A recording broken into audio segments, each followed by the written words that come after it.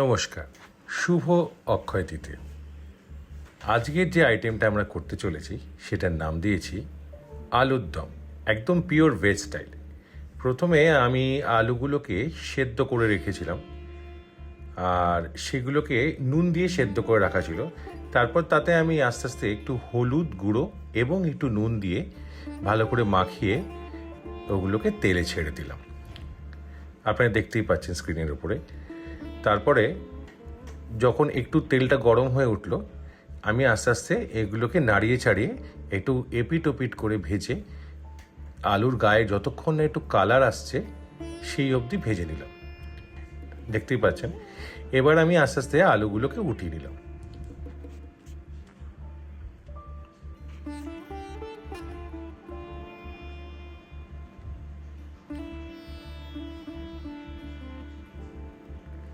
ওই একই তেলে শুকনো লঙ্কা ফোড়ন দিয়ে একটু হিং ফোড়ন দিলাম।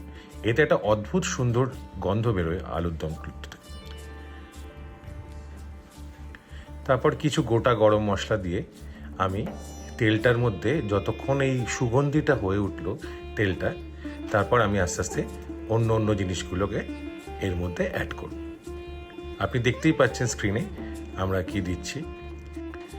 আমি এবার এইটার মধ্যে একটা পেস্ট অ্যাড করলাম, যার মধ্যে আছে হলো আদা বাটা, কাঁচা লঙ্কা, আর একটু কাজু বাদাম বাটা, আর দুটো টমেটো ছোট ছোট একদম দিয়ে ভালো করে আমি এটাকে গ্যাসটা একটু হাই করে নাড়াতে থাকলাম। আপনি দেখতেই পাচ্ছেন যে তেলটা উঠে এসছে, তার মানে জিনিসটা ভালো করে কষানো হয়ে গেছে। এরপরে দেওয়া হলো ধনে গুঁড়ো, এরপরে দেওয়া হচ্ছে অল্প জিরে গুঁড়ো। এটা ধনে গুঁড়ো কিন্তু 2 চামচ আর জিরে গুঁড়ের 1 চামচ। তারপরে কাশ্মীরি লঙ্কার গুঁড়ো দেওয়া হলো যাতে কালারটা সুন্দর হয়ে আসে, আর অল্প হলুদ, যেহেতু আমাদের আলুতে অলরেডি হলুদ দিয়ে আমরা মাখিয়ে নিয়ে করেছি। এবার দেখতে পাচ্ছেন যে এটা খানিকক্ষণ 2-4 মিনিট নাড়ার পরে এরকম হয়ে যাবে। তারপর গ্যাসটাকে একদম কমিয়ে দিয়ে আপনি তাতে দেবেন হলো টক দই। টক দইয়ের মধ্যে আপনি চিনি আর নুনটা একসঙ্গে ফেটিয়ে দিতে পারেন, তাহলে খুব ভালো করে মিশ্রণটা হয়ে যায়।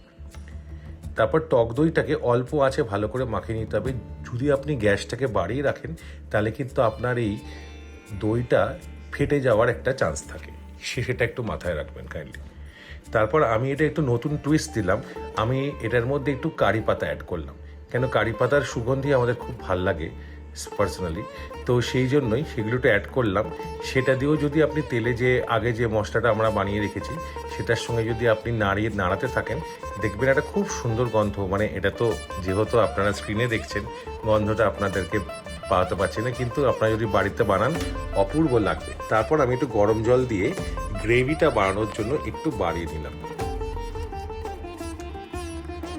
তারপর মোটামুটি যখন আলুর দমটা ফুটে উঠবে তার মধ্যে ঘি দিয়ে আমরা চাপা দিয়ে এটাকে কিন্তু খানিকক্ষণ ফোটাবো। তাতে কি হবে, আলুর স্টার্চটা পুরোটা ঝোলের মধ্যে চলে আসবে, আর এটা খুব সুন্দরভাবে। আর অল্প করে একটু কাঁচা লঙ্কা আমরা ওপর থেকে দিয়ে দিচ্ছি, এটা জাস্ট গার্নিশিংয়ের জন্য, এটা অপশনাল। এটা আপনারা দিতেও পারেন, নাও দিতে পারেন। মোটামুটি আপনাদের আলুর দম রেডি। জাস্ট ঢাকা দিয়ে মোটামুটি সিম করে আপনারাই ফুটিয়ে দেবেন। এই হয়ে গেল আজকের আমাদের অক্ষয় তৃতীয়া স্পেশাল আলুর দম।